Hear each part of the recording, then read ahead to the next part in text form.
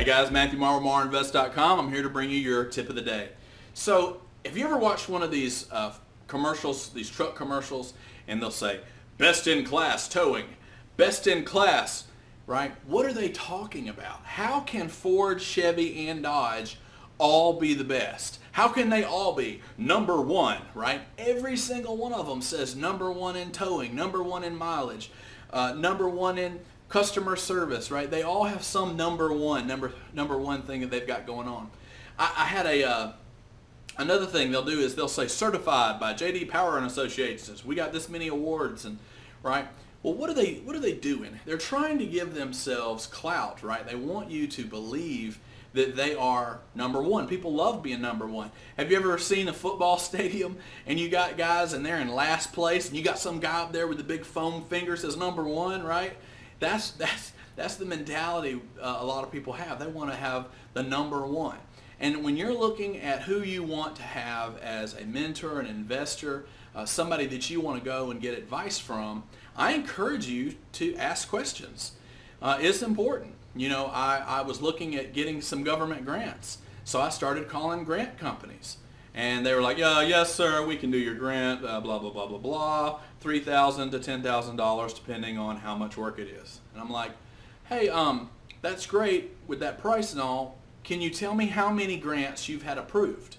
How successful have you been with your grants? Well, sir, you can't ask that. I'm like, yes, I can. Can you ask your doctor if you've got some surgery to be performed? How many times have you done this surgery successfully? Don't you think that's important? A lot of people are scared to ask why or how. Don't be scared. Ask them. Ask them how successful are you? If you're the one that's supposed to be teaching me and I'm paying you to teach me, what do I need to do to know that you're successful? I'll give you another one. It's certifications. Well, we are certified, blah, blah, blah, blah, blah. People will throw out these certifications, right? We have I can't mention the name for legal reasons, but we have a company here locally that was sued recently, and they're actually sued by multiple people, and it's a jewelry store, and they were certified by some gemologist company that certifies these diamonds to be the best grade or whatever, best quality, right? So that in their store they have listed everywhere, oh, these are the number one diamonds you can get anywhere, right? Come to find out, they owned the business that certified themselves. So you had a guy that started a jewelry business. He then went over here and started another business that was just really him. He just got an LLC, put up a website, but he only certifies himself for this gemologist, to say that these are the best things. Now that's cheating. That's double dipping, right? You're lying. Now I would not encourage you to do that. That's obviously wrong. What I would encourage you to do is you want to talk about your strengths, and I would tell you not to lie. Don't try to make things up to make yourself sound better than you really are. If you haven't done, like for instance, I have not done a hotel. So if you take my mentoring program, I'm not going to talk in detail about how to build a hotel. Why? Well, I've never done a hotel. Now, have I done commercial real estate? Sure. Have I done a hotel? Nope. Am I going to talk about hotels? I might say one sentence like, hey, you can make money if you own a hotel. That's about all I'm going to say, right? But you got guys out there that are saying they can do anything and everything. I would encourage you as you start your own business to not do that. Don't overestimate what you can do, and it becomes lying at some point. If you're telling people you can do something and you've never done it, it's no longer being theoretical. If somebody's paying you for a service, you better have had done it. Now I know you're saying, well, how do I do it? How can I price something if I've never done it? Well, there's a couple of things you can do. One, you can give away your service for free. I've talked about that before. You can do something for free for somebody. Say, hey, well, I don't know how much I charge for painting or pressure washing or XYZ, right? Or cleaning a house or whatever.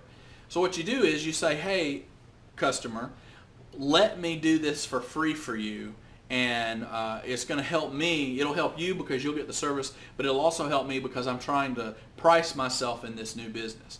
they are going to say yes. They're going to let you pressure wash their house or driveway. They're going to let you paint that room. They're going to let you cut their yard, right?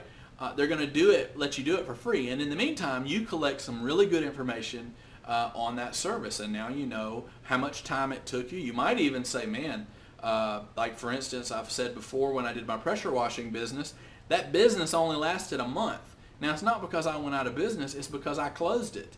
I started the business. I bought commercial, equipment. But after, I should have done more due diligence in the beginning, honestly.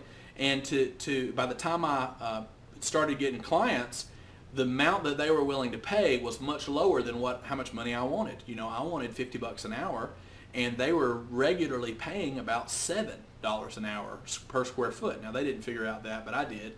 And so it wasn't worth it. I had people saying, I had a cousin that said, I can get you 150 gas stations across the state. And that sounds really, really great. Until you think about, how am I going to do 150 properties and do it well and do it for nothing?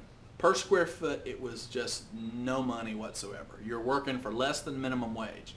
If you guys have ever watched The Big Bang Theory, there's an episode with Penny, and the Penny Blossoms episode, where she's been working and working and working, and she's so proud of this penny blossom that she's going to sell on Etsy or one of the websites, and she asked for help, and Sheldon says, oh, well, you're making like $2 an hour. And she's like, what?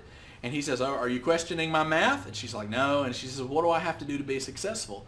And so he says, oh, well, you've got to integrate, and you've got to automate, and you've got to do all these things to be successful. And she has the guys, and they work all night to try to do things. And then she's like, oh my gosh, we just got another order for another 300. And all her employees leave because all the guys leave because it's such hard work, right?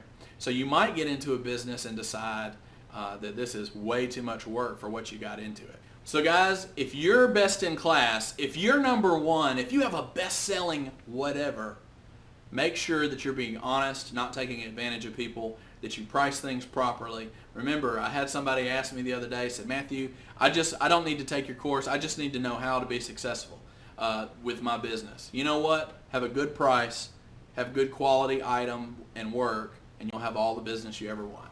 Hope you guys have a blessed day.